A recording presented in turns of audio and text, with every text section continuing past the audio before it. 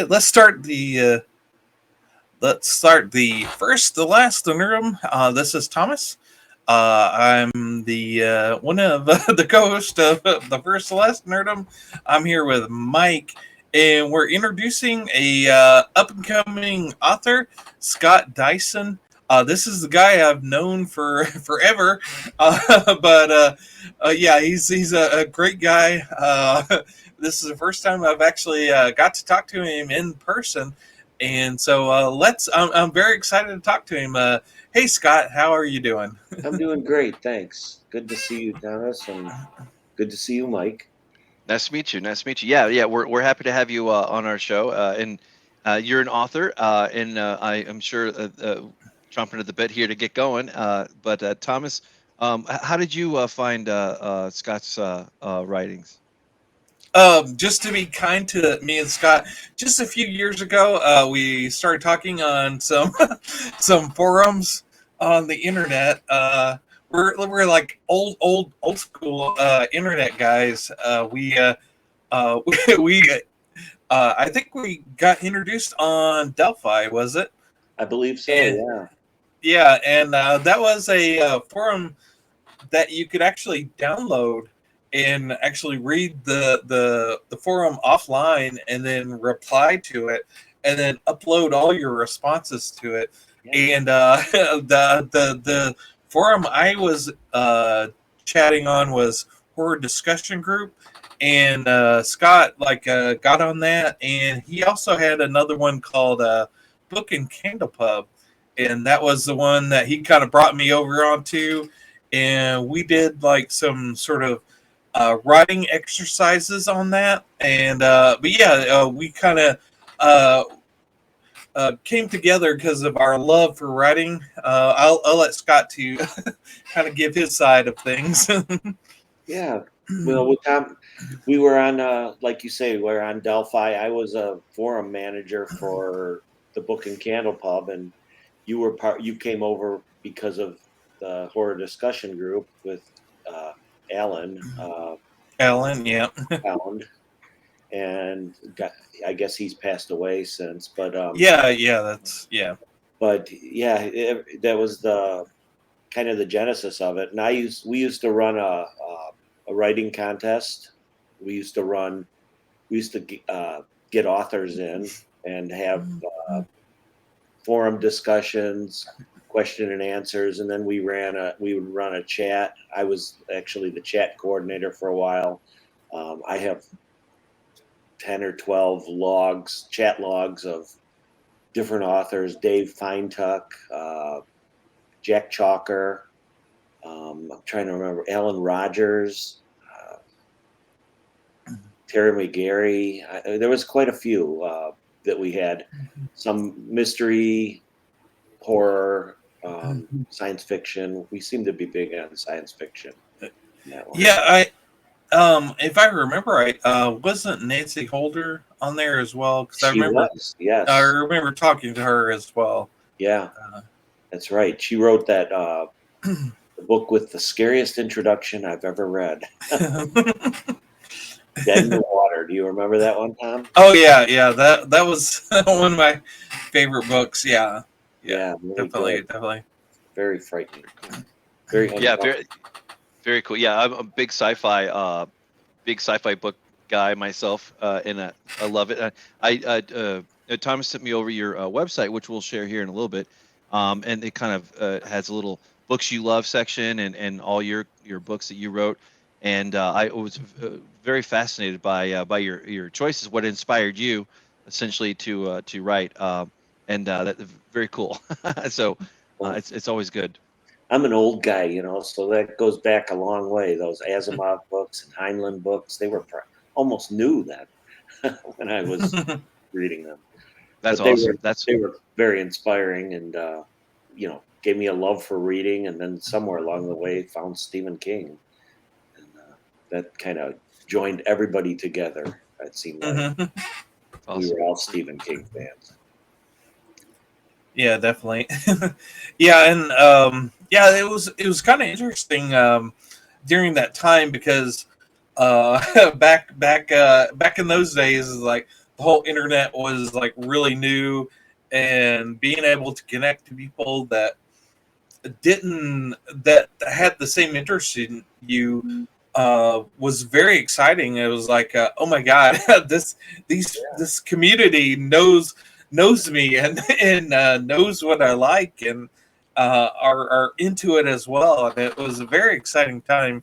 And it was like I can't explain how exciting it was to meet people like you and like Nancy and Alan and Dave and Barbara and all those people. It was like a very exciting time. Yeah, we had some fun. Mhm.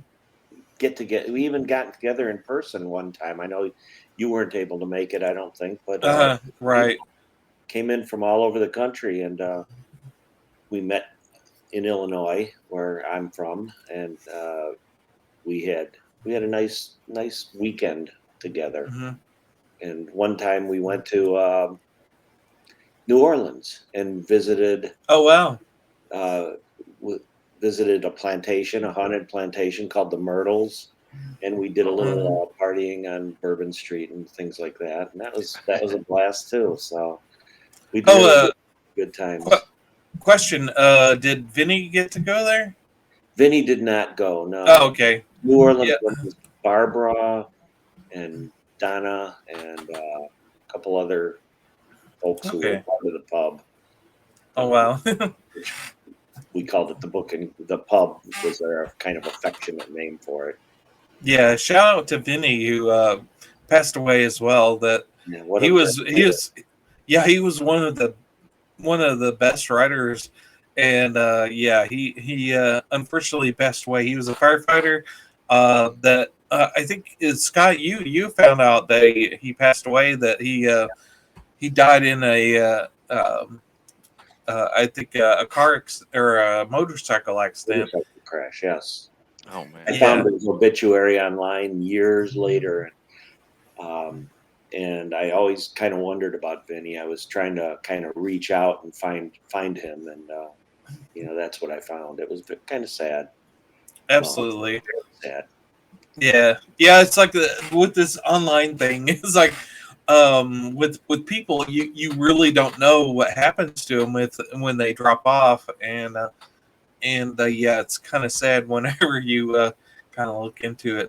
But yeah, Vinny was one of the bright stars of our writing group. That it was sad he was left us so soon. Yeah, I would have loved to have seen what he would have accomplished as a writer, because he really had. Absolutely. Indeed. Well, I'll go ahead and share your website here that has your bona fides here. And absolutely. Talk about talent here. We've got Scott here, and this is his books online. He has them on Amazon, and I guess I'm a little partial on this. I did help him edit a little bit on one of his books, and two of them actually. Yeah, you did the inn. You helped me with the inn, and you helped me with the cave. Yeah, absolutely. Very cool. Reads for me. Yeah, that was very, very helpful, and thank you, Thomas. Oh, absolutely. Yeah, and anytime, if you, I really enjoyed editing your stuff, because I love reading your stuff, and also the fact of kind of going through and kind of helping with the creative process is always really great too. Yeah, I appreciated it. It was absolutely the ones that you see there.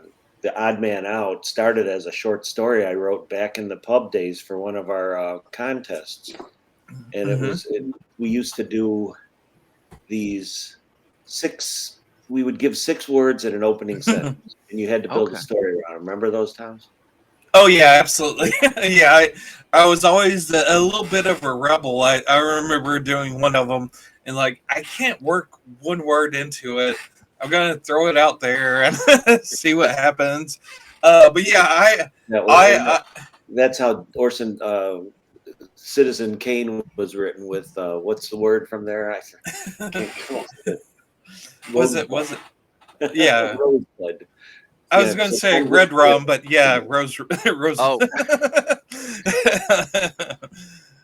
But that, and I expanded that to a 30,000 word novella, and somehow it worked. And I've actually got a follow-up written to it. I've got a bunch of stuff written. I just haven't done the publishing part. So that's very cool. Yeah. But, yeah, absolutely. Yeah, and just to kind of let the audience know what we're talking about, we have on screen scottdyson.com, DYSON, with all his writings and whatnot. And you have so I guess how hard was it to be published or whatnot? I guess what's that process like nowadays? Kind of being, because you're more of a everyman's author, I guess. How does that work? I'm very curious. Well, back in, I would say it's probably in the late 2008, 2009, I got hooked up on a blogging site called Journalscape, and I started blogging. I just always wanted, I liked writing, so I wanted to write, and I met some authors there. Laura Lippman was one of them. I can't remember all of them anymore, but they were all writing, and some of them were starting to self-publish through Amazon, because that was getting to be a thing then. And Okay. a guy named Joe Conrath, J.A. Conrath. You guys probably have heard the name anyway. He wrote the whiskey sour, and all those alcohol drinks, and they're like mysteries, with a Chicago detective. He's a Chicago guy, I guess. And he put out a self-publishing blog that had a lot of information on it. And then from there, he got to a guy named Dean Wesley Smith. And from there, it got to a place called The Passive Voice. And all these blogs were giving how to do it, how to advice. And there were books out there on how to format, and books out there on how to, put out, basically get your stuff out there on Amazon, and how to market it a little bit. And so I started thinking about it, and I was trying to publish a detective story I wrote. I'm a dentist, so I wrote this dental detective story, and I was trying to publish it with a publisher, and they just, it's hard to get your work in the door, and then they got 1 billion different submissions, and you have to kind of stand head and shoulders above everybody else in the slush pile. And at some point I just started thinking, why should I, why am I doing this? I like writing. I just want to put the stuff out there. And so I did a couple of short story things. I paired some of my old short stories from the pub and from the horror discussion group where Tom was part of, and I started putting them out there. And within an hour, the first one I put out was a story I wrote called Soul Occupant, and then I paired it with another story, and I put it out. The second story was actually the short story Odd Man Out, and I had another story in there. Within an hour of me publishing it, I had sold my first copy. And I was like, oh, this is a piece of cake. I'm going to do this. So I started I started doing it. And I did a couple more of these pairs and trios of short stories. Then I collected all of them into a volume called 14 Dark Windows. And I'm fortunate that I have a friend of mine, a musician friend of mine, who is a graphic designer. He works for Fender Guitars. He's the advertising director for Fender, their lead guy on all that stuff. And he was doing covers for Poison Pen Press in Phoenix or Scottsdale or in Arizona. and he was getting paid pretty well for doing that. $500 a cover, something like that. Well, he was nice enough to give me this cover, the one you see on right there on the screen right now, and he gave me the cover for The Inn, which is also or not The Inn, the Odd Man Out, and he did one for a cover a book that's not you don't see there called Doing Disney. I wrote a Disney guidebook, believe it or not. Oh wow! And yeah, his name is Rich Siegel. He's an excellent musician, singer, songwriter, good friend of mine. And anyway, he was nice enough to give me those covers basically for free, and with the understanding that if those books ever took off, I'd give them some money back. Well, they never really made, they never really took off, but I compensated him a little bit with some gift cards and stuff like that, but that was about it. So anyway, it was really nice that I had that advantage, and then I traded editing with another guy I knew, a friend of mine, who I met who wrote Conrad's site, and that was how I kind of got started with the whole thing. And then I just kind of kept going. And like I say, I asked Tom to read the Inn when I first wrote it, and I think I had you read The Cave. You had some good suggestions for that. And yeah, I really enjoyed reading The Inn and The Cave, and giving you suggestions is like a really, really great thing for me. I really like writing, but the ideas for me don't really come to me real often. So it's I'm more of a collaborative guy.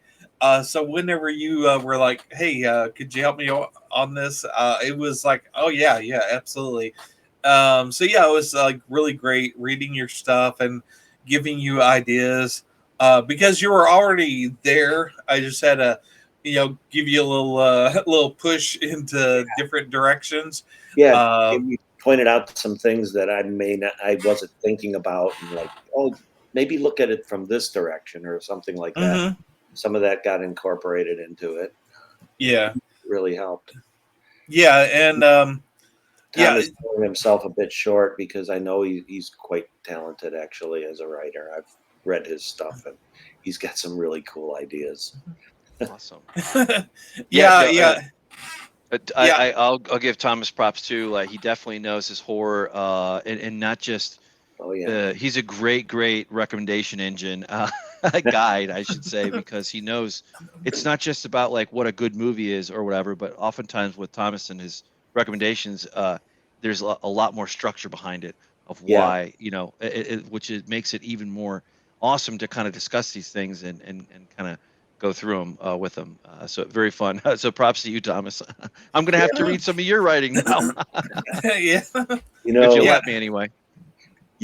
Thomas got me into the book Jack Ketchum.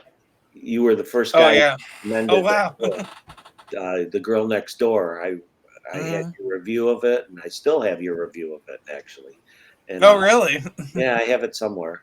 Yeah. I didn't get rid of anything, so. But Yeah, actually, if you still have that, send it my way. I'd love to read it. Yeah. I will. I have it somewhere. I'll find it and send it. It's in a file somewhere. So yeah, I'll shoot it off to you. Yeah, made me read it, and I read it, and I was really uncomfortable with it because that's probably the most uncomfortable book I've ever read, I think. Absolutely. Yeah. Yeah, my copy is over in the corner. I can look at it. Yeah, it's signed by Jack Ketchum and Stephen King. And yeah, it's a hardback. I think it's by Overlook Press. Oh, okay. Yeah, and collector's editions, right? Kind of. Yeah. It's my only copy that's signed by Stephen King. Wow. Yeah. Very cool. Yeah. I'm jealous. Yeah. I'm Oh, Yeah, and just to kind of redirect direct folks to Scott has a very very cool blog site off his main website, and I just saw in your about you kind of go I would assume go in a little bit longer form of why you write and why horror, other aspects. So we're hopefully we'll do justice to a little bit of this, but just to kind of let folks know, and those links will be down in the show description, as well as to hit all his books listed on Amazon, should you want to give him a writing. But with that, I read your About Me page here, the one that we're on, and a lot of you pulled a lot of inspiration from a lot of different writers over time. It seems like kind of like how we kind of come to these things. It seems like you over time, when you were exposed to different authors or books that really inspired you, or you got something out of, you kind of built that up over time. And Stephen King, we've have mentioned that. Matter of fact, you're wearing wearing a shirt of his. Yeah. He is one of, and Thomas talks about him too. And I have definitely read a few of them.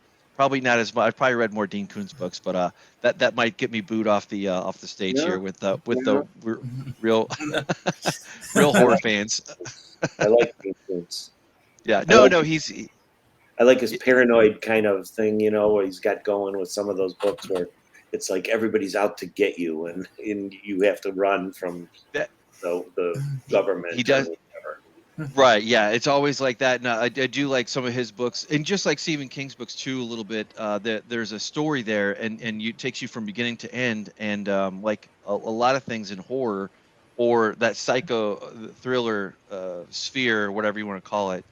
You if you read a book or see a movie or something, it kind of, the ones that I love are the ones that kind of like you put it down and it's still with you for the next few days or weeks or whatever, and it just kind of Yeah. sticks to you. Have you ever experienced that before? And if so, like what are some of your favorite like things that you look out for, or whether they be for inspiration or just entertainment, that sort of things for well, I guess what does your bookshelf look like? Oh, it's a mess. No, I read a lot of different genres. I read like right now I have Harlan Coben. Um, I'm reading everything that Harlan Coben read. I love his mysteries. I love his kind of how he does this, where you call back from the past, and it echoes through to the future, and all of a sudden all these things kind of like this weird occurrence that's happening is a result of something that happened in the long past. I love that, how he puts that together and how he twists it all together. He's one of my favorites recently, and but my bookshelf is a lot of science fiction, a lot of horror, a lot of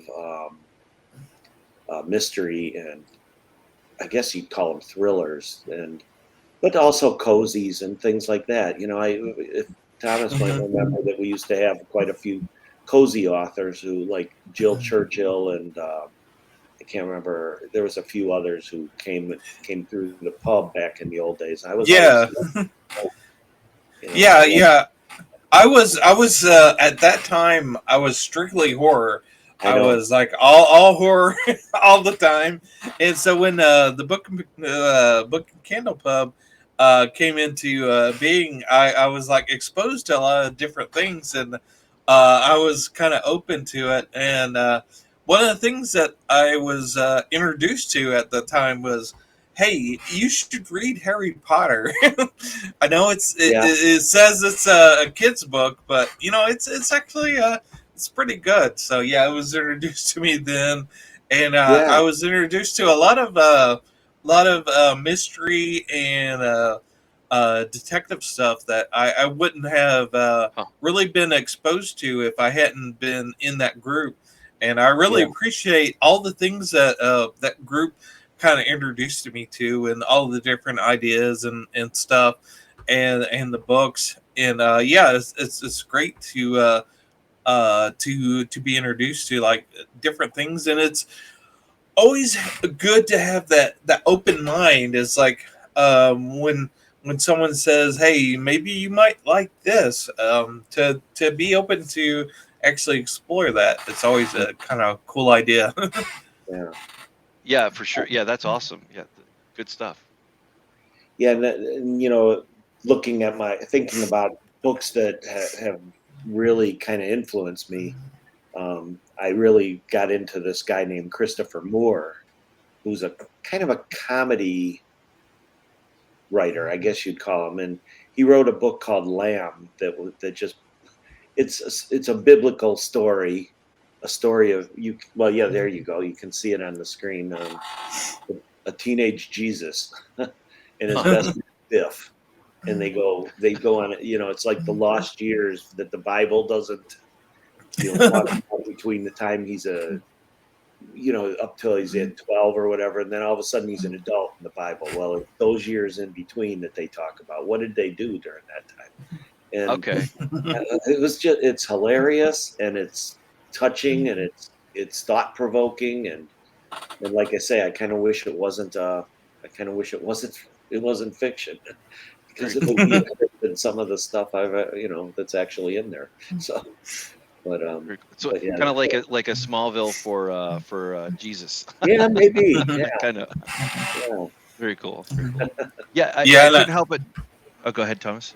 I was going to say maybe kind of segue into what you were going to say. I know Mike is a very big Robert Heinlein guy, and he might have a few things to say about him. Yeah, I noticed you, and I also love Asimov as well. And you're boy, you want to talk about two of the most foundational pillars for modern science fiction. Yes, yeah, Like going from even before, a little bit before World War II, going all the way up through the 40s, 50s, 60s, 70s, and whatnot. I find it very interesting because Asimov is very logical and very, I wouldn't say straight laced, but you know exactly what you're getting with Asimov. It's not really about the characters so much as the no, story and the yeah, world building. Whereas, so that's very interesting. You picked and of course, what I'm talking about, the Foundation trilogy, which is classic, which I love in its own right. And then you have your favorites. You picked A Stranger in a Strange Land, which is almost like it's almost like one left brain, right brain, because that's all the passion. That's all the very oh, you want to talk about a very thought-provoking book that takes you through. Not for the it's not anything over the top or anything. It's just a very unique. Probably at the time when it was out, it probably broke a lot of ground and it kind of turned the genre on its head in certain ways. Of course, I wasn't there, but this is my impression of it. But just very interesting that you picked those two as some of your favorites. So very very cool from my standpoint. yeah. So The Foundation trilogy was maybe the first adult fiction I'd read. I remember a friend of mine in grade school giving it to me, and I was so impressed by like you said, the world building and the concept of the psychohistory that was in there, and some of just the way he built this whole big sprawling story over those three books, and it just amazed me. And in Stranger in a Strange Land, I wrote there, it opened me up to a idea that a book could be more than just a little story. It could actually make somebody, think about something. Themes could be important in your writing, and they certainly were in Heinlein's writing. I think a lot of it.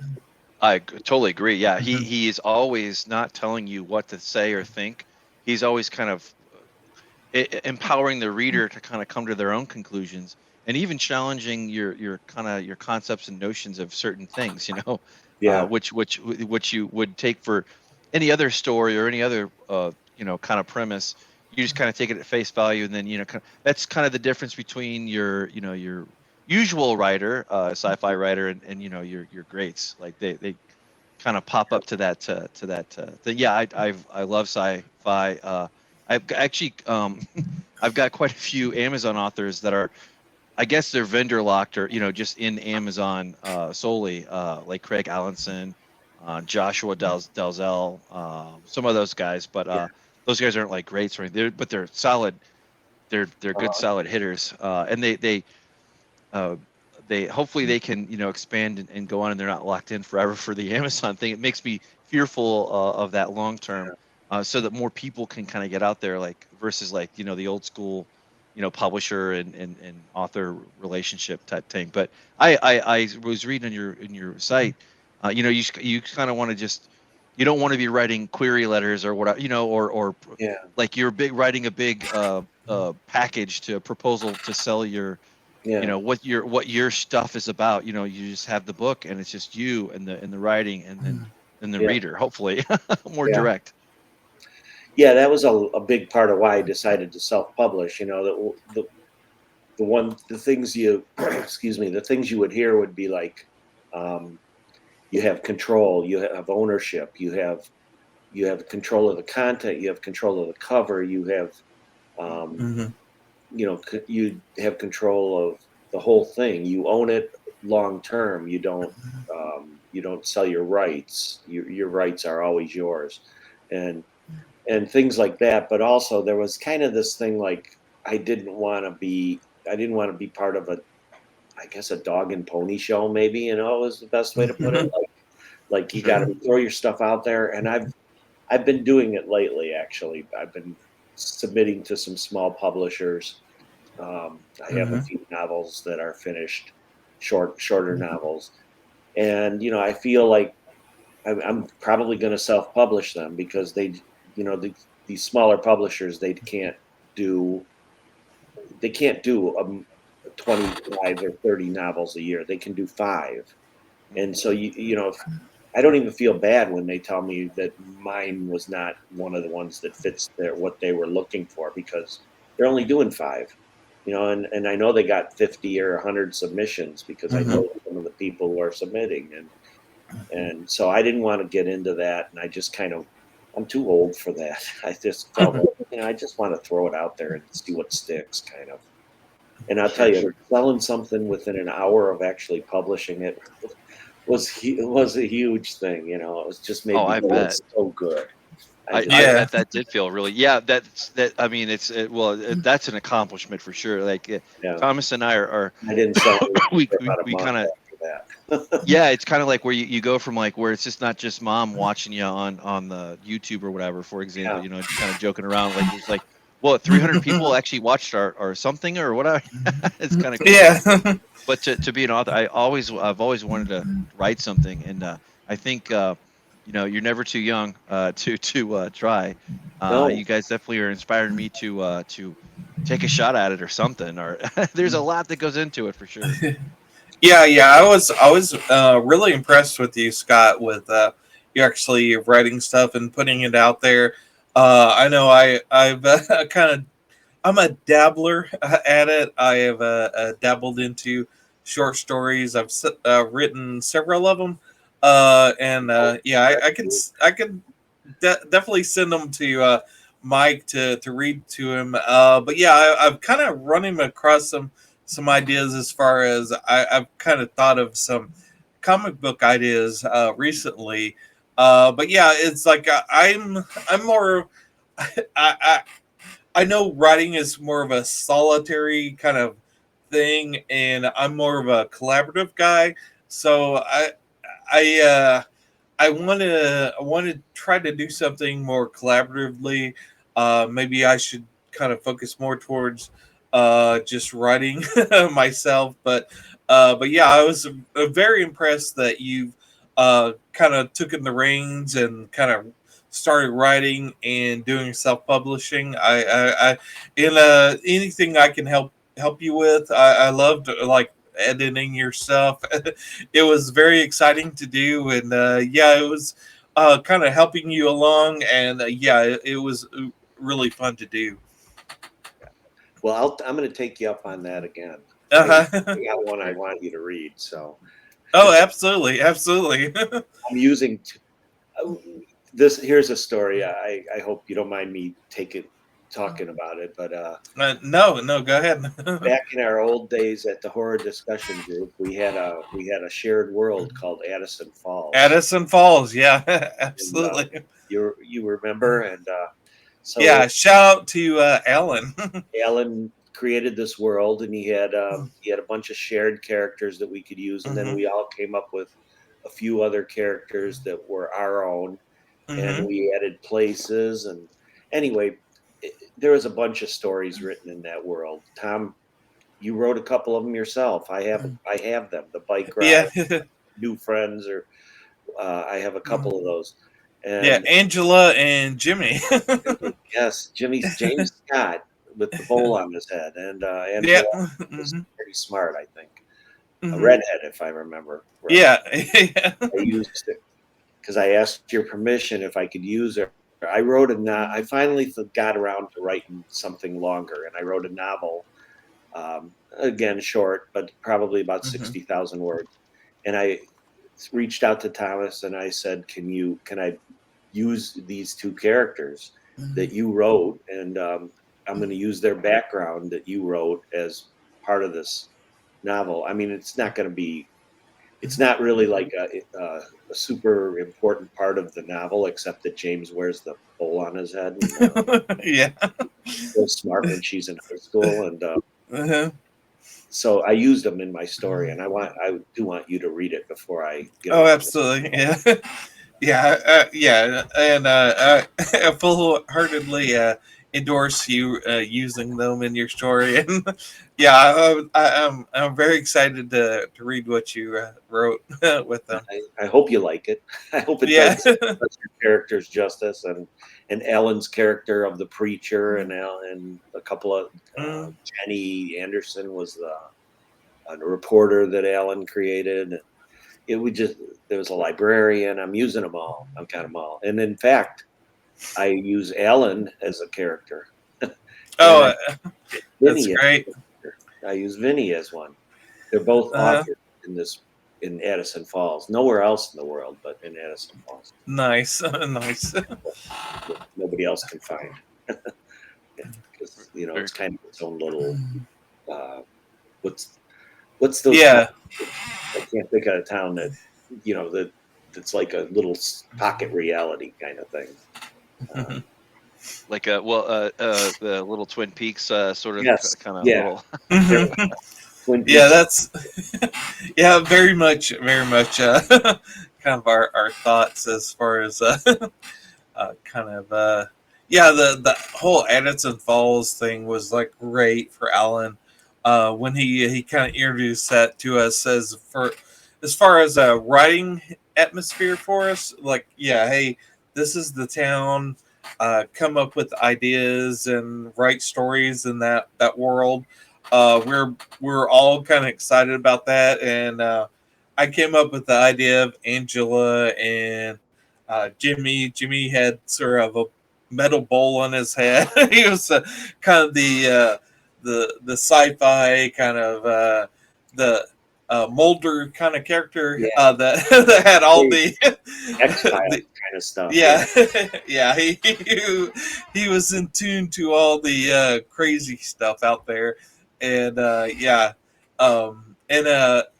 was great to read the stories by Scott and all the other different characters out there that added to the forum. That was a very exciting time. I know that the internet is more like kind of watch the drama, kind of the scene at this time. But yeah, at that time back then, we were all kind of collaborating, and we were all on equal footing. We were writing stories that we all wanted to read and kind of add to, and kind of give courage to, and it was a very exciting time. Scott, I know you were always very enthusiastic with my writing, as well as everybody else, and I tried to be as well. But yeah, it was sort of a very good collaborative atmosphere at that time. Mm-hmm. Yeah, no, it's different than it is today. You're right, but yeah. There's been a few places on Facebook where we've tried to do something similar. We had a forum called the Horror Discussion, not Horror Writers Net, and I was part of that, and it was kind of a train wreck. Oh, really? They were about this far from being shut down most of the time because of all the weird stuff going on. But one thing that wasn't so weird was we had a member who suggested that we put together a anthology for the members to participate in, because have a lot of writers there and a lot of new writers, and so the member's name is Joe X Young, and he was actually part of the HGG back in the day. He wasn't Oh, really? in there, but he was in and out of there. He remembers Alan, and he remembers Oh, okay. who were there, Vinny, and he suggested this when the forum, the guy who owns the group, was like, yeah, let's go for it. Let's do it. And then all of a sudden, nothing. And so I picked up the ball and I started to kind of run with it. I just said, you want to send your stories to me? I'll start reading them over. I'll start compiling them. I'll start editing them. And I got help from another, a girl in the forum, a woman in the forum who's an editor. And she helped me edit a bunch of them. And one of the guys is a great cover artist, and he did some work on it. And then the forum, the owner of the group, is a pen and ink artist who is quite good. And the book was called The Gates of Chaos, and it's about 18 writers from that, or 18 stories, 14 writers or something like that from that forum, and I put it together, and I was pretty proud of it. I got it all done, and it's mostly horror, some kind of very off the wall stuff, and some pretty straightforward, and some good stuff in there. I think mine. I put one story in, and our theme was pandemic. Because we were writing it during stories written during the pandemic. And my story I used was one about a baseball player in Arizona who had to end up fighting against creatures of the night. It was a weird story, but kind of interesting in a way, because spring training that year was canceled and they were all sent home. I just ran with that. There were other stories that were really interesting. My favorite was one about a Vietnam era soldier who was a tunnel rat. He's seeing things from that time period, and I just was blown away by the story. I made it the first story in the book, it was a really good learning experience too. And we published it on Amazon, and we published it on a paperback also, a version of it. It's still out there, but that was a lot of fun. I really learned a lot. That's very cool. I kind of liken your stuff to. You seem to have a lot of influences from Richard Lehman. Which is a great writer. He's similar to Stephen King, but he goes a little further than Stephen King. He's a little bit more extreme. But yeah, I loved his stuff. I love reading his stuff. I know you do as well. I do believe you introduced me to him as well. That's the steak, right? The steak, I think. Yeah, I think I wasn't going to say that I did because I wasn't sure if I did, but I was always an advocate of him. He was always a great writer.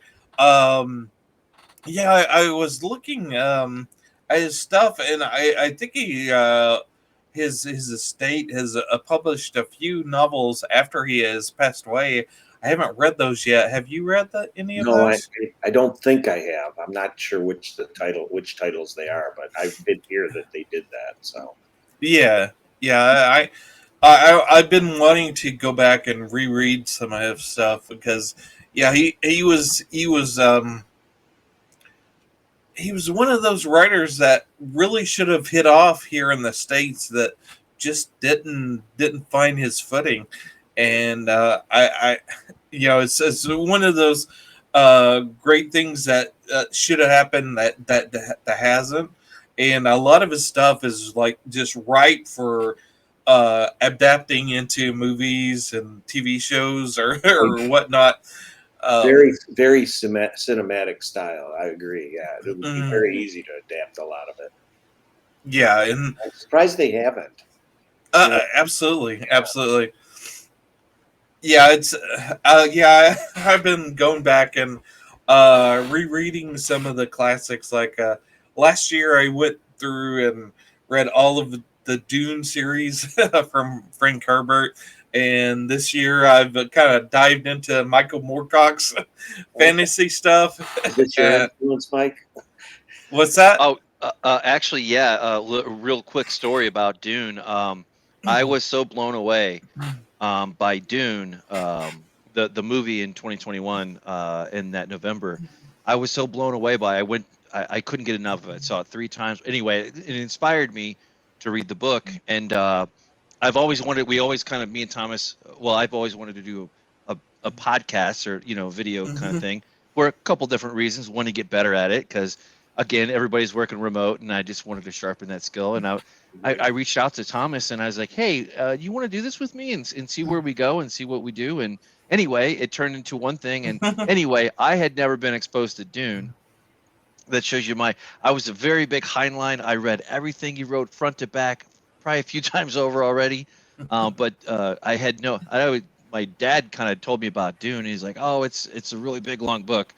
You got to kind of know, you kind of got to know what you're getting into. And I was like, but I never picked it up, like I never challenged myself to. And anyway, the movie came across, and long story short, we both read it, and we had this little thing here, and here we are today. But yeah, so that's just anyway. The whole point of this thing that we do is, and it's always a special treasure to interview an actual author, because Mhm. there's just so many awesome. Just what you guys were talking about, back in the day when you guys were having that back and forth, that collaborative kind of, you feed into the Mhm. next one and the next one or whatever, or just ideas or just to pass the time. That's inspiration, Yeah. and that is awesome. That the fact that Dune inspired us to kind of go back and read a classic, and I mean it blew Yeah. my world away. I mean, the only other author that I had read in the last decade or so that was like that, or actually a couple decades for me personally, was like an Ian M. Banks.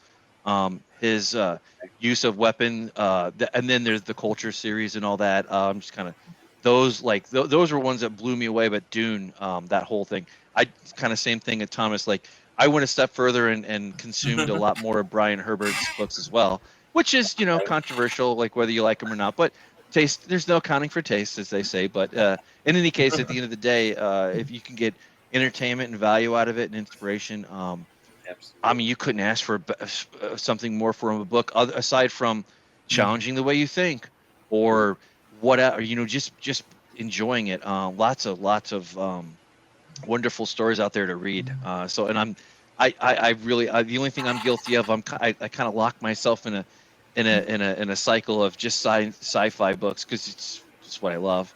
I really need to branch out and read mysteries, maybe a horror here or there. But yeah, Thomas has inspired me to pick up on Elric, on Moorcock's works, and Mhm. we're at some point we're gonna circle back around to cover that. But what are aside from what we just talked about, like what are some of the things that you like? Well, I guess what was the best newest author that you just kind of recently picked up that could be any Oh, any.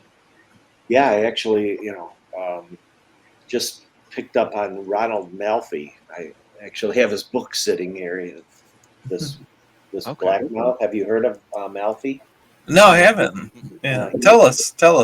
He's great. I mean, Awesome. he's got the character stuff down. He's a little Stephen King-ish, but he's more edgy than King would be. He's more to the point. Wow. His endings are better, I think. Okay. He doesn't drag things out as long. I love his style and everything. He's a great writer. I mean, he's not an indie writer. He's public. You know, you find him at Big Barnes time. and Noble. Sure. That's where I got that. And Very cool. so he's one. And everything I've read by him, I've loved. And another is recent that I found recently is Grady Hendrix. And Oh yeah, absolutely. talk about that, Tom, on Facebook. The one that they made the movie of, Best Friend's Exorcism. Yeah, that's I love that. I love that book. So I just read We Sold Our Souls and something else by him. I've read like 3 or 4 of his recently, and he's the same style of author where his characters come first, and that's I love to read about characters that I care about. You know. Yeah. He kind of does. Hendrix does a really cool thing as far as he does do like very focused character stuff, but he knows how to market his stuff as well. He knows how to, like horror story is he made it like a Kia like a catalog book, and he knows how to market it. Is like it looks like a Kia IKEA market book, whereas like every chapter has like a little image, and it takes place into like a store, like a IKEA store. So yeah, it's like a really cool idea, but then he has like really cool characters as well. He knows how to introduce the idea, but then carry it through with the story and the characters. Yeah, he's excellent. I mean, I love his stuff. But of the indie authors, I've loved. There's a fella named Russell C. Connor, who writes. He wrote a book called Good Neighbors, and I was really impressed with it. It was about a condo or like a homeowners association place that's all kind of walled off, and they're all going crazy in there, and it's very frightening, but very realistic. You know, like I said, the characters feel like they could be living next door to you. You know, the people that you're talking about. So he's another name, Russell Connor, and then I read something by a guy named Howard Odens, What We Kill, that was just outstanding, about a bunch of kids who they think they killed somebody basically, and they can't remember anything of the night. Their memories of what actually happened are gone, and they don't know why, and they don't know why any of this happened. So it's an amazing book, and by Russell or by Howard Odens. So those are a couple people I've been reading, and I found that like I say, just blew me away. I don't have any connection to them anyway. I know them online. I've met them since reading their stuff, but hooked up with them on Facebook and had a few discussions about their books. But yeah. I really like that style of stuff. There's a lot of extreme horror going on right now. You aware of that trend? I think that we kind of covered a little bit of like more. We covered one a few weeks ago, a movie called, what was that called, Thomas? Like it kind of did the movie a little bit different, the found footage type stuff. Deadstream, was it? Yeah, is that the one? Yeah. That one was just a little bit different, but it's kind of sprung out of this new YouTube thing. But yeah, I noticed the in just general, in like the last are you talking about Skinamarink? Skinamarink, yeah. That was really disgusting for the sake of, at times maybe for the sake of being disgusting. Is that accurate or? Yeah, No, well, no, well, kind of, well, not so much that, but just more so from the standpoint of like, I know what you're talking about, like where Saw and just like everything is in your face and gory, and it's more for shock value than anything else. And like, I Yeah. get that, but I honestly, if it was thanks to Thomas in the last year or so, or actually last probably year and a half, or however long we've been doing this podcast. Well, not quite a year and a half, but a little over a year and 3 months or so. He's opened up my field of vision for horror because I kind of just thought it was just Friday the 13th, like these kind of very Yeah. pop, very culture, which have their own goodness about them or whatever you want to call it, or entertainment value. But Thomas kind of helped open up to no, Mike, horror is so much more than that. Which that's is a little really corner. cool. But yeah, I yeah. agree with you from that just like the shock value, like just to be alarming, or I don't know. It's kind of most modern. Yeah. Unfortunately, most things that are made, the vast majority of media. Well, it doesn't matter the genre, in my opinion. The vast majority of it is garbage, and that's not bad or good. It's just made for entertainment's sake, Yeah. as filler, and it is what it is. It's the really 5%, 1% that you rise up to the top every year that you might get. Some years we don't even have it, but I think I know what you mean. Yeah, it's always fun to introduce new people to horror. So yeah, Mike's been my test subject for a lot of stuff. Have you, Scott? Have you read To Rouse Leviathan by Matt Carden? No, I have not. It's I haven't read a lot of horror in the past couple of years, but that was actually really cool. It's kind of takes horror and kind of takes Christianity Oh, and puts the idea of Lovecraft horror with Christianity, and puts like Lovecraftian horror mixed with that, and it right. was like a crazy collection of short stories. Oh, That I definitely recommend. I will But yeah, look that up.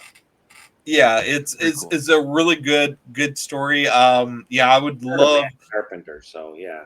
Yeah, I would love to have him on our show, but yeah, yeah, what he does with horror and Lovecraft and Christianity is like really out there. Well, Because it's cool because you immediately understand Christianity, and then you understand Lovecraft, and to introduce those two concepts together is like it makes so much sense and is mind blowing, but is like hasn't been done.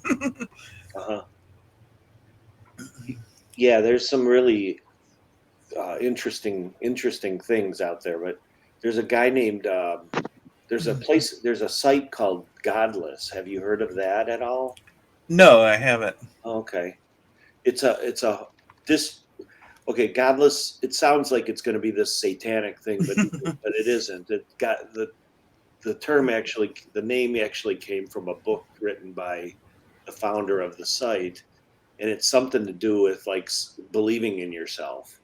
And Hmm. I don't know exactly what it is, but I know it's not anything related to Satanism or anything like that, devil worship. But Hmm. he created a site for distribution of horror, of indie horror, ebook only. But it's there you go, and you might not want to look too. I don't know how much your the titles can be Yeah, a little a bit, few, a few, a few, a few buzzwords. We'll call them that. We're yeah, on the yeah, screen, but there are that's not a definitely big deal. some. Like we're not into censorship here, and this is for the Okay, point of this. Yeah, yeah, but would you say that there's this site has a lot of up and coming or compelling it stories to definitely read? has some.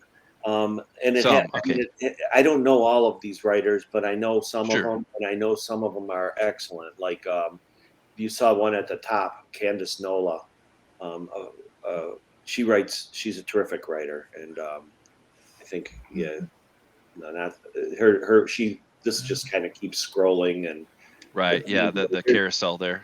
Yeah. there are a lot of very good writers on there, and they're putting out a lot of interesting works. There you go. There's Candace's new book. I don't even think it's out yet. Yeah, Is it? the Unicorn Killer. For the folks that can't see it, I don't Yeah. see a date, It but looks like it's out. I mean, yeah, you can yeah, buy it, and usually, if it wasn't out, he would have it as not available yet or something. But very cool. he's a terrific writer, and there's a lot of very interesting writers on there. It's fun to just look through the books on there, and see what people are doing. There's an Ed Lee book on here, Edward Lee. Oh, Ed Lee, yeah, great stuff. That kind of. But there's a lot of writers like that, and I found the whole concept. I wish I would have thought of it because I have a kid who's a web. He can be a web designer. He does web design, and I thought, why didn't we do this? With my son, we could have done this a couple years ago. But I Yeah, was thinking about it, and I had thought about something like this, but I didn't. I never acted on it. And this guy Drew Stepek did, and I really admire him. He's given a great royalty to his. If you publish through him, it's not like an Amazon cut. Amazon gives their writers 70% if you publish your book from $2.99 to $9.99, and if it's below $2.99 or over $9.99, it's 35%. So you sell a book for $1, you're getting 35 cents. Oh wow. You sell a book for $2, you're $2.99, you're getting about $2, $2.06 or something like that. So Yeah. Drew gives his writers 90%. So you sell a book Wow. for $1, you're getting 90 cents. Well, we're all about that. Yeah, to shift it more toward the side of the Yeah. author and in the author's favor, because let's be honest, publishers are great and everything, but in this day and age of the digital printing press, so to speak, where your literal book is in your hands or in your pocket 24/7, if not on your computer or tablet or whatever, who knows, or even your listening device that Big Core puts out for your kitchen, which I'm guilty of having. But it's funny because that's where we're, in some ways it's good and bad. I like the fact that an Amazon exists, but like I was saying before, what I don't like is I don't like that like a Craig Allenson that made a really great. Good God, it's like 20 books plus. There's a whole big friggin' story arc, and I don't recommend it for it's just kind of it just hits that just it's just awesome entertainment, and you become a fan, or that. But I have heard that some, I guess, mid they're not quite like a Orson Scott Card or a Heinlein or something like that, but they're a little bit less than like a Dean Koontz or something like that, like where they publish. That's what they do. They're paid to do it, hopefully handsomely. I always want you authors to be paid based on your thing, but that there's been kind of pushback of like, well, I don't want to go with an Amazon because I'm locked in, and you're not necessarily punished, but if you want more rights, or if you, I guess what I've heard is, and this is through like little smaller authors too, like on the YouTube sphere. Thomas and I are huge consumers of YouTube because because you can pick and choose your channels and who you want to follow, and it's very tailored to your personal taste, obviously. But some of these authors have exclaimed, well, I don't want to do Amazon because I lock myself in there. Like there's some kind of the part of the agreement or something, like where if you lock yourself in, then you can't go on to another publisher or something like that. And you can't go into another platform. Yeah. right. And basically the synopsis, I'm not very good here of summarizing it, but basically the Amazon is such a big force, with Kindle and Audible and this and that, that it sucks. Yeah, it sucks the air for any smaller companies like this. So I'm all on board with promoting more platforms. That's really cool. I agree with you. Like that's anymore to give more power back to the writer, the Mhm. author. Otherwise, it could. I mean, you gotta make something. Yeah, Otherwise, I mean, some folks are doing it for money. Don't get me wrong, and that's fine. And then some folks are just doing it as a passion, love, because you're going to be doing it anyway. You might as well make a few nickels, yeah, quarters and dimes. Hopefully, more quarters than dimes. But yeah. No, I agree. Amazon has kind of they've got such a huge ecosystem for books now with their print on demand and right, their Kindle library and their, like you said, the Audible, which they bought, and they right, own Goodreads, and yep. they've Oh, got that's right. Kindle. They've got Kindle Unlimited, so you get paid half a cent per page read, and for some authors, that is a huge deal. Like that's how they make all their money doing it. I know Mhm. authors making 20 and 30,000 a month. I know a few who are doing that, Good for and them. most of them are doing it through KU. A big part of it through KU, not all of it, but they're doing a huge part of it through Kindle Unlimited, and then they're getting their Sure. Kindle Unlimited bonuses and things like that. I'm lucky if I get 10 pages read in a month through KU. Sometimes somebody finishes one of my books and I get a 180 pages or something, 120 pages. But nothing, a few cents in my account every month from KU. Oh yeah. Well, yeah. Case in point, I'm one of those consumers. Amazon, you get the Prime and all this. Of course, you got to pay a little bit extra for Kindle Unlimited, which I do, and also Audible. For very many years, Mhm. I have amassed a library, and they got you. They Yeah, got you. If you want to, and don't they're pretty still on the side of still pro consumer too. They're yeah, slowly slipping though. Every 5 years or so, they take a little bit away. yeah, Used to be you could just walk away and your credits would just sit there and wait for you, and now nope, they sunset those if you cancel your subscription to get your quarters a month or credits a month. That's what it is. yeah, yeah. But I read a lot. Listen to a lot of massive amounts of probably more than I want to say in a month. It just kind of depends on the month and what you have going on. You're a dad. You're a regular guy like us. You got life and work and family and all that. You kind of get to it when you can. But Audible is nice because you can put it on the background Hmm. no, I don't like to do that so much for like when like the Elric one that Thomas had mentioned. I really want to be able to focus on that Uh-huh. and really give it due that a proper listening to, not just like in the background, like turn on the radio. Right, But right. that's okay too. Cool. Yeah, it's definitely I mean, there's a few other ecosystems out there. Smashwords, which was kind of one of the originals, and what's the Kobo? I think Kobo is a book reader, and Barnes Yeah, and Kuba. Noble. Yeah, I know. Yeah, it was they kind of did their own little e-reader for a little bit, and then I'm familiar. Yeah. Then Barnes and Noble, and of course Apple has their own stuff. But the majority of when I talk to authors who are making real money, 20,000 a month or something like that, they're making it from Amazon. Sure. That's just the way it is. They get trickled Yeah. from other places, but they're making most of their money from Amazon. So they want Amazon to be very successful because that's Yeah. their success. So, Sure. and Amazon Yeah. promotes them because they are successful, and they put their you got 50 reviews, your ranking in their little algorithm setup goes up, and you get some promotion through Amazon.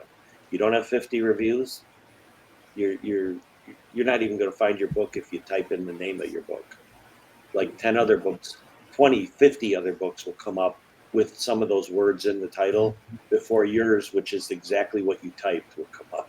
It's Right. kind of sad, but Yeah. Well, and Thomas and I are both in technology, and that's no different than the App Store. Kind of, that's a little bit of a different setup, but essentially they have Apple or Google or whoever, so they are the yep, algorithm. You better you better be Johnny Two Shoes, squeaky clean for for following the rules and whatnot. Yeah, Uh, yeah. Otherwise, you're not gonna. One of not the gonna. issues with the platform I just showed you, Godless, or mentioned to you, Godless, is that if you're in the Amazon ecosystem and you're doing the Kindle Select and the KU and all that stuff, you can't be on Godless, Right. because they won't let you. You can't distribute outside of Amazon for ebooks. You can do Right. Yeah. paperbacks, but yeah. Yeah, that's what came up with one of the authors that I follow on YouTube.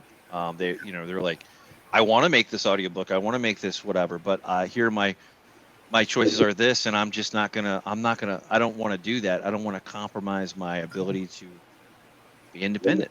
Right. Yeah, and like I said earlier, a lot of it's about controlling your own destiny or your own future, or whatever you call it. Controlling your own intellectual property. Yeah. A lot of it Indeed. for a lot of Yeah, authors. and I think it's really cool that you are self-publishing and you're putting your stuff out there and putting your name out there the way you want it to be. Yeah, it's very reminiscent of, like I said, Richard Lehman. When I was reading your stuff, it was seemed to be a little bit inspired by him, and Yeah. in a good way.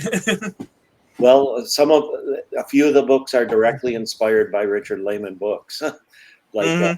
The Cave was inspired. I wrote The Cave because I read Traveling Vampire Show. Mhm. You may not see the connection, but it's about, Traveling Vampire Show was about kids discovering this carnival and discovering something, and my book was about kids discovering this cave. The Never Ending Night, right there, was also written. Lehman had a book called Endless Night, Mhm. which I thought should have been something else, and I read it, and I thought it was going to be. I liked it, but it wasn't what I thought it was going to be. So I wrote Never Ending Night as kind of what I thought the Lehman book would be, the Endless Night book would have been, and it wasn't. But that's okay.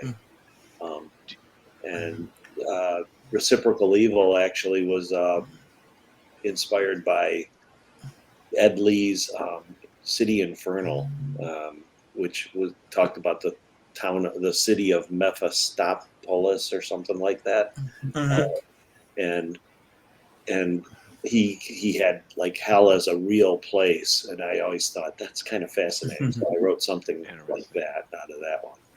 Oh, What? are you familiar with Brian Smith's writing? Some of it, yeah, I've read Yeah, quite a bit of Brian Smith. Yeah, yeah.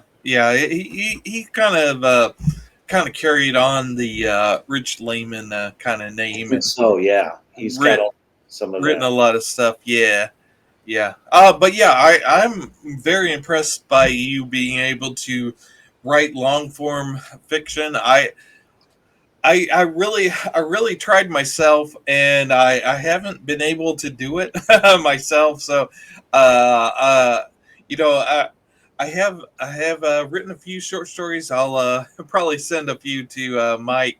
I haven't let him read any of my stuff recently, but yeah, I'm really impressed.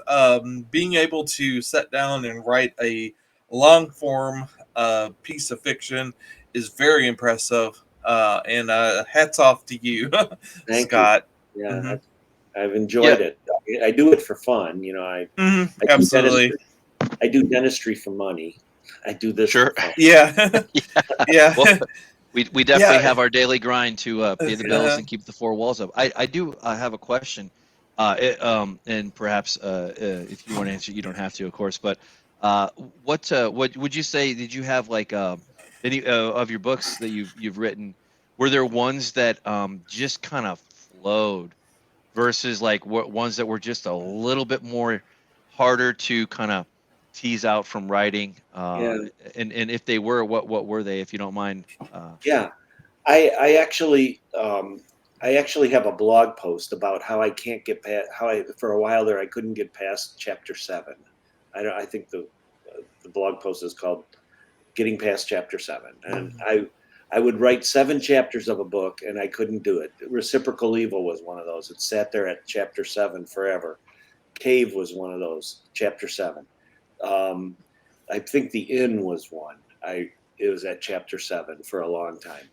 And then Odd Man Out is probably the book that flowed the best. But you know why? Because I already had a short story. I had written it was a 1,600 word short story that I wrote for a contest back in the old days, when Thomas and I were on Delphi. And I shout out to Delphi. I like, you look at that cover right there. I love the cover. It was done by a friend of mine. All he knew was that the cover was, all he knew was that the story was about somebody in the woods. And so he came up with that. And I looked at it and I thought, that's exactly what I wanted without me really telling him much about it. So anyway, I had this beautiful cover, which I loved. And I had this short story that had that title. And I thought, maybe I should make this a little longer than 1,600 words and turn it into maybe an 8,000 word story or something. Then it would be worth using the cover. I mean, I already used the cover, but so I unpublished the short stories and I started writing it. And I had about 36,000 words. I realized, hey, I got a story here. It just kept going. And, there's a lot of differences between the short story and this. And the ending of this one is completely different from what the short story was. But it actually inspired me to write a sequel to it, which is written and edited and pretty much ready to go whenever I get around to putting it out there. With some of the same characters. And anyway, that one is probably the one that I'm very proud of it. I really like it. I don't know if it's as good as I think it is, but I like it. So Awesome. Well, I'm definitely going to have to become a fan for sure. And love that you have such a deep background. I noticed also too. I was just perusing over your website where that you had 20 things about you, something like that, and you talk a lot about music and a band. How has music influenced you as a writer, as a person? At all? Like now, did that kind of carry through, or did you kind of just find inspiration in, or music is for you something different? I've tried to use my experience, some of my experience as a cover band musician in some stuff I've written, and it's never come out. It's never flowed. It's never worked. So yeah, I don't know how it's influenced me as a Sure. writer. I can't really say. I mean, I'm not a creative musician. I'm not a songwriter. I've never been one. I was always a technician. I could play. Somebody gave me notes to play. We were doing a song by Boston, or more recently maybe the Gin Blossoms or something. I could figure out what I was doing. Gin Blossoms, yeah. More recently, the '90s. That's recent. No. Anyway, I'm more of a technician. I'm not that creative. I can copy a solo. I can find the notes and play it pretty close to what they played it as, but I couldn't write a song if my life depended on it. Not a good one. But yeah, our YouTube channel tells us our target audience is between 40 and 50. So Gin Blossoms right there in that sweet spot. Yeah, and you know what? There's nothing wrong with Boston either. Yeah. Well, now I've got my son graduated from college in 2022. Yeah, I should know this off the top of my head. He just graduated last year, so why don't I know that? But he's big into indie rock, and so he's introduced me to some really cool new indie rock and indie pop bands, and I'm listening to a lot of Jukebox the Ghost and Saint Motel and Lawrence and Good Kid, and there's a band called Lovejoy, which the guy is a YouTuber. He was a gamer. He went by Wilbur Soot, and his real name's Will Gold, but he went by Wilbur Soot, or he still goes by Wilbur Soot. And he started a band called Lovejoy, and they are good.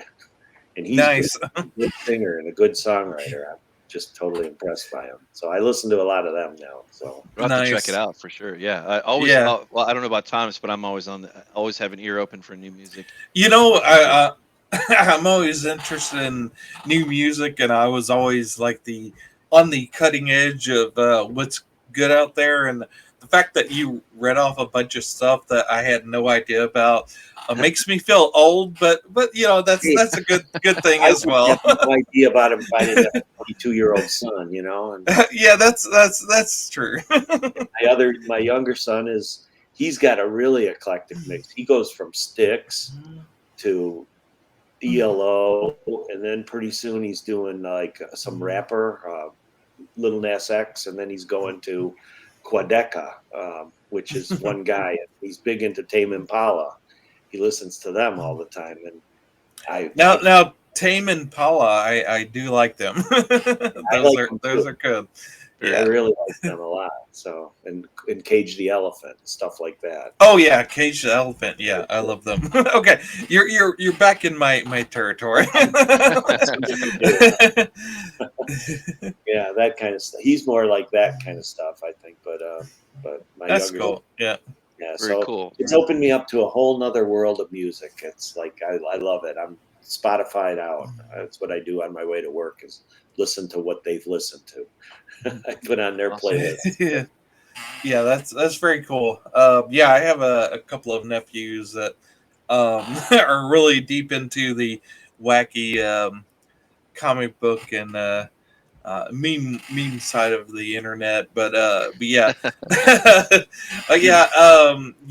I know you had a blog post as far as what you're into as far as current shows and different things. Do you have any recommendations as far as shows or books or anything? You know, well, here's another. My son has Apple TV. He turned me on to this show called Severance. Have you heard of that? I want to see Severance. I don't have Apple, but I definitely want to see it. I loved it. It was great. I watched the whole thing. So there's one. Kind of a science fiction-y show. Mm-hmm. You know, Yeah.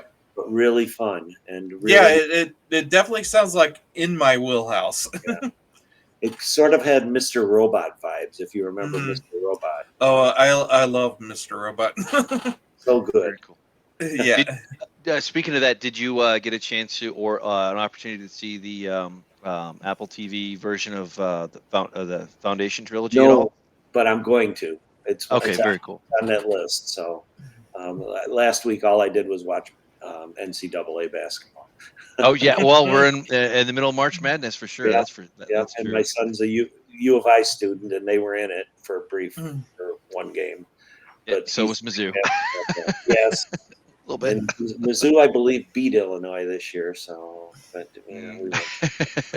yeah, I'm not. I come and go with the sports, but I kind of love to get back into it, but it's just. And Thomas, you only have so much time. Are you still in Arkansas, Tom? Yeah, I spent about 10 years in Missouri, where I met Mike, and then I moved back to Arkansas. So okay. I'm back in Arkansas. Yeah. Well, those Razorbacks were the ones that knocked out U of I this year. So. Yeah, that's right. Yeah. Very true. Very cool. Yeah, what I guess we might be coming to the caboose here. Maybe not. I'm not sure. But I would one thing I would ask, and I think Thomas asked this to another author we interviewed. You have any? And I'm sure you probably have a blog post. And if I can, I'll find it if you mention it, if it exists. But what are some tips that you would give to a person who is like me? Or Thomas in their 40s or whatever, 30s or even 20s, and they want to start writing. They don't quite know where to start or where to begin. I guess what would your advice to those people be? Well, I know this.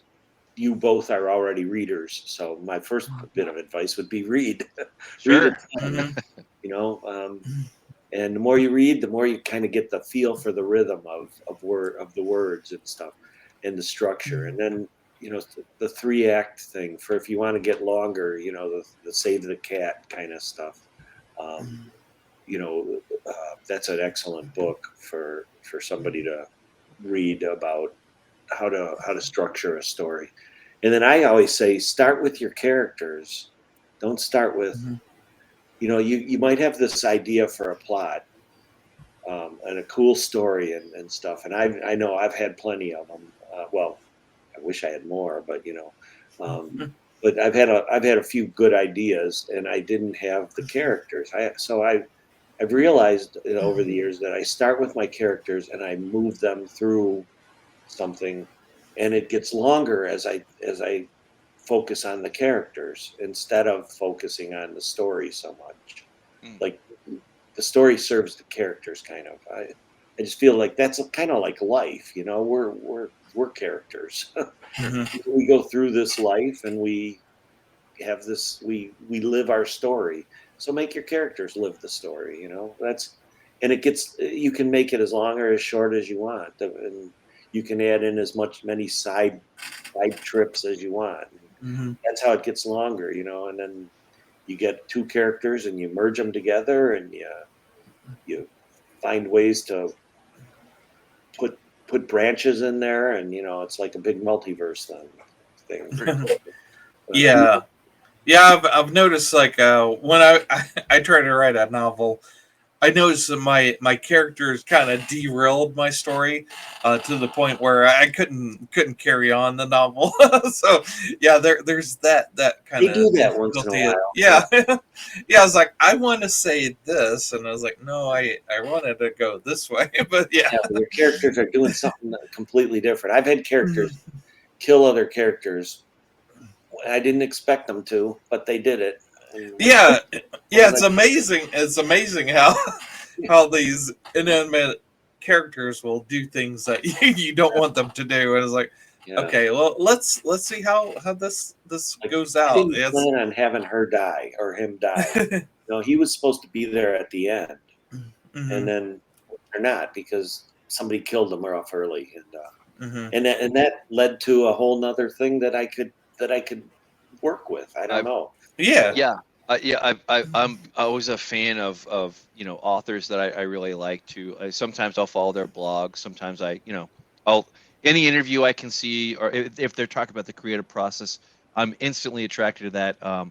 It kind of reminds me of what Quentin Tarantino wrote a book that came out, I think, last year.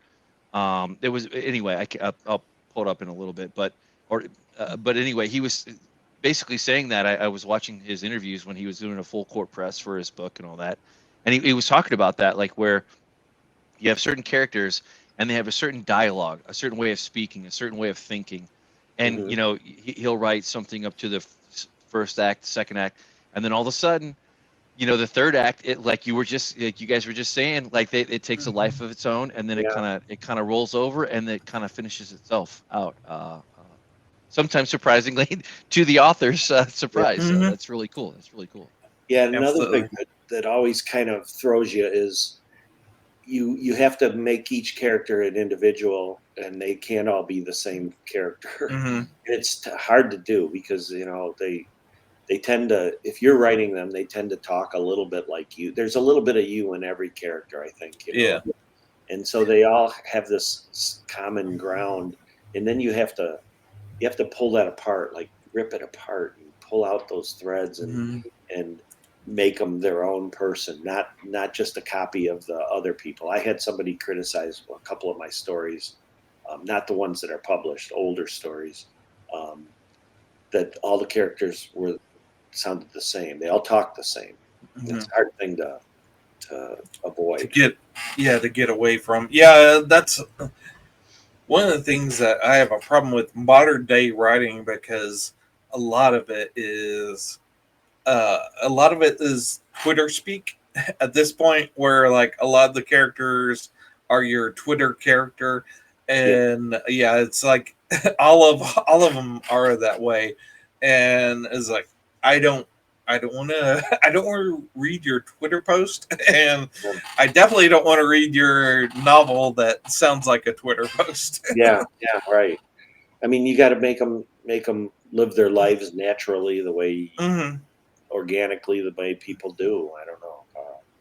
Yeah. Do the same kind of things, but Boy, I tell you what, and I'm not kind of picking a bone here with any particular company or genre or property, but like there just seems like it's just kind of cookie cutter, yeah. stamped out, mass produced Mhm. things, and you're told and I could probably thank Thomas as much as anything over the last year or so since we've been doing this, because I have a little bit.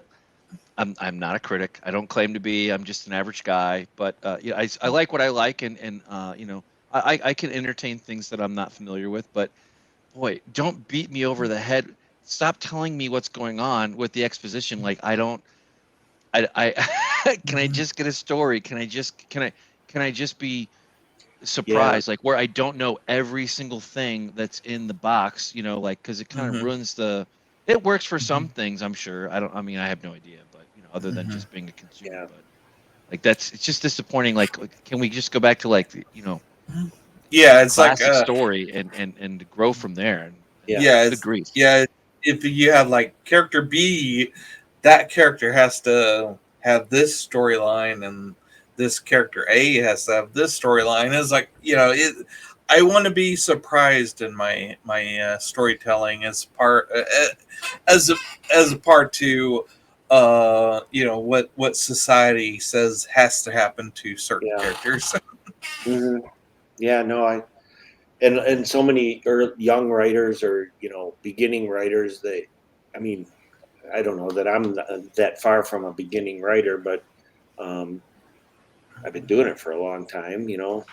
Like back in the '90s when I started doing it more seriously. But they tend to get like focused on their world building and their Mm-hmm.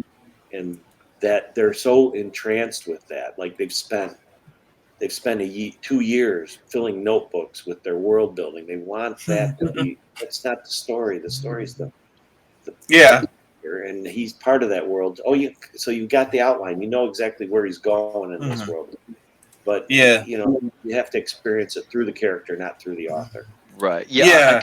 I would imagine it would be like kind of like you go see a spectacular sunset or something like that, and obviously you live it, but then you take a picture of it. It's like, okay, well that's a nice sunset, but aside from it being beautiful, what's the draw? Like Yeah. the world can be fascinating, but it can't. Yeah. Very few authors, like we kind of covered one a little bit, Asimov, like where that he is that kind of writer, or even a little bit of Clark too. He was a little bit more character, but he wasn't too far off from that. I'd No. say Heinlein was much more of a character driven author than either one of those two, and that's not bad at all. That's just Yeah. I styles of mean, writing. they're a different era. They're a different Mm-hmm. genre, basically, and they're not. Yeah, they're writing for a different audience. They're writing for Joseph Campbell.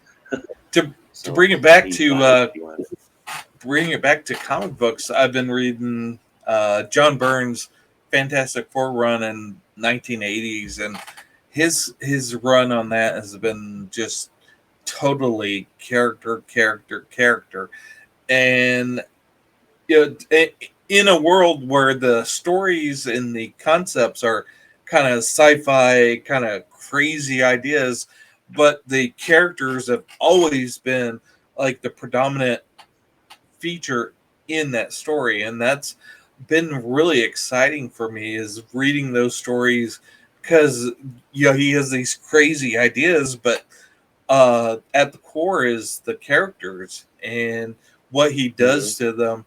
And like you were saying, yeah, as long as you have the characters, you are carrying your reader along because they are invested.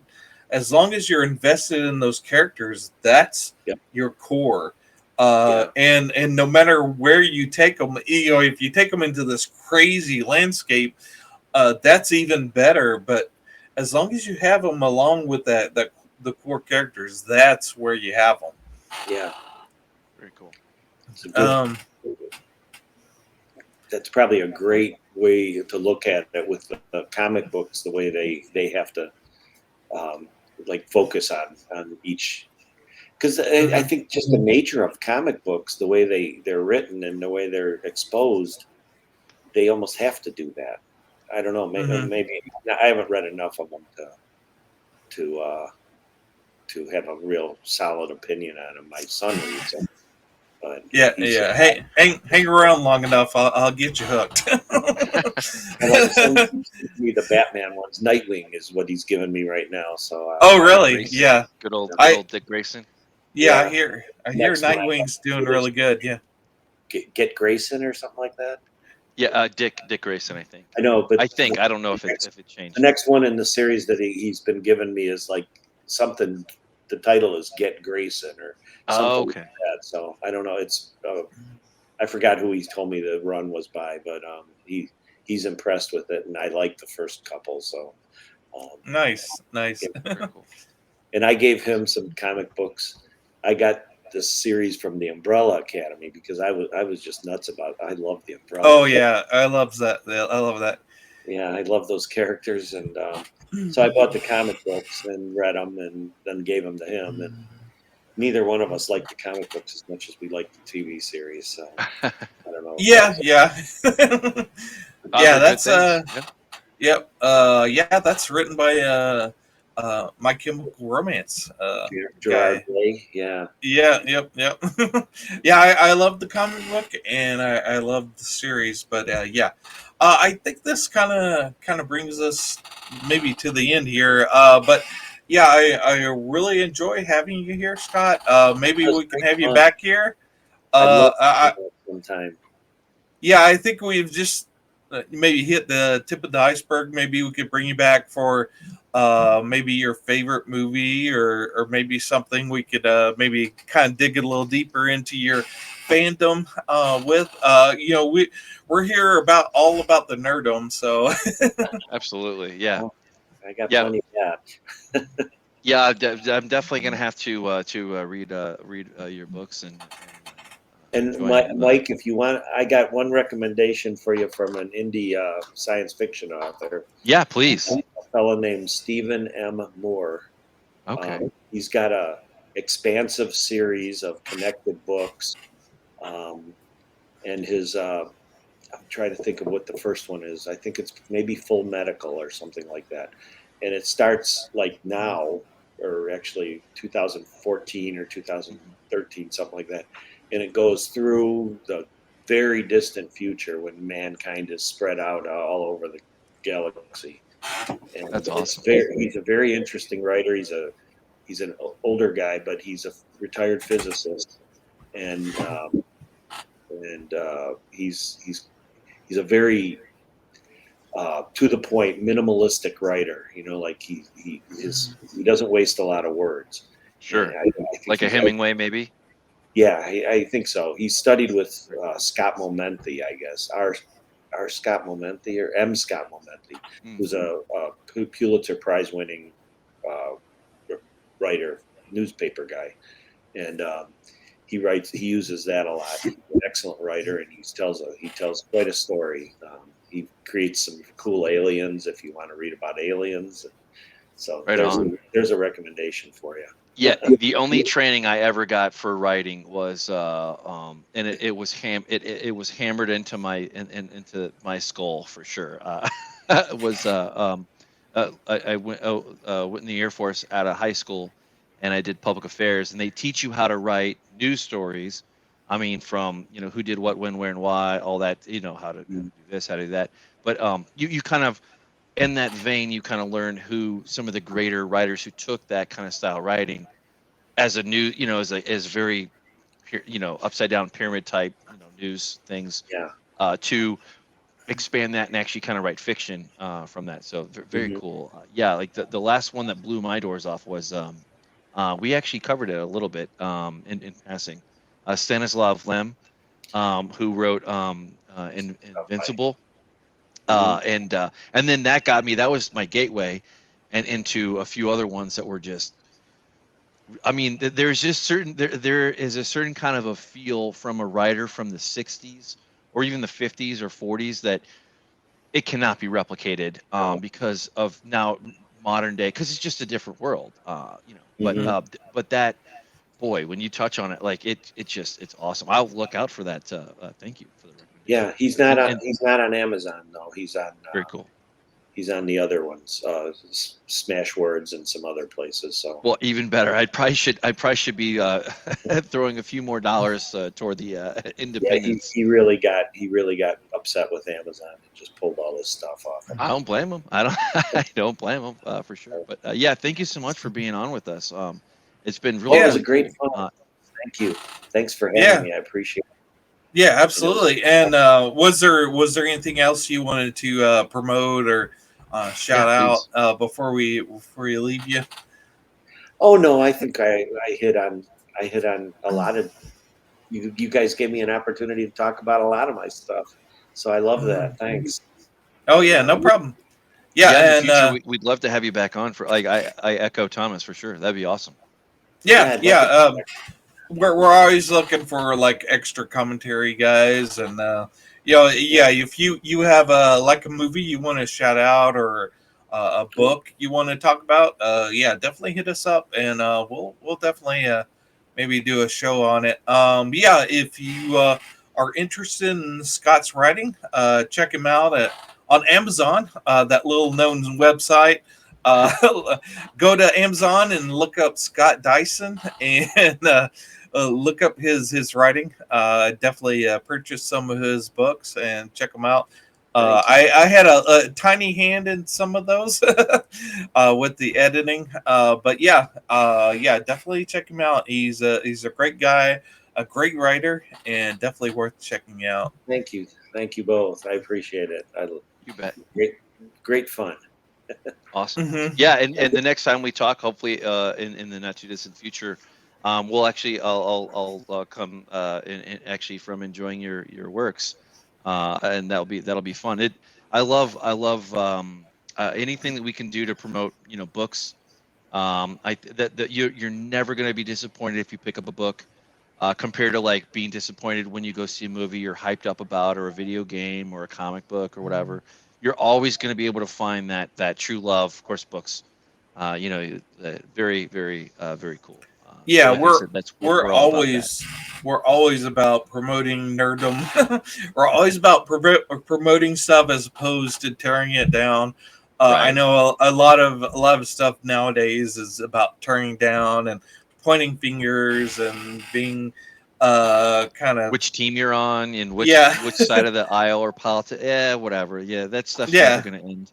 No, we can talk about that anytime. We don't. This is more fun. Absolutely. I agree. Well, thank you so much. Thank you. Appreciate it. Thank you. You all have a good night. Thank you. All right, you too. All right. Thanks. See you. Good night.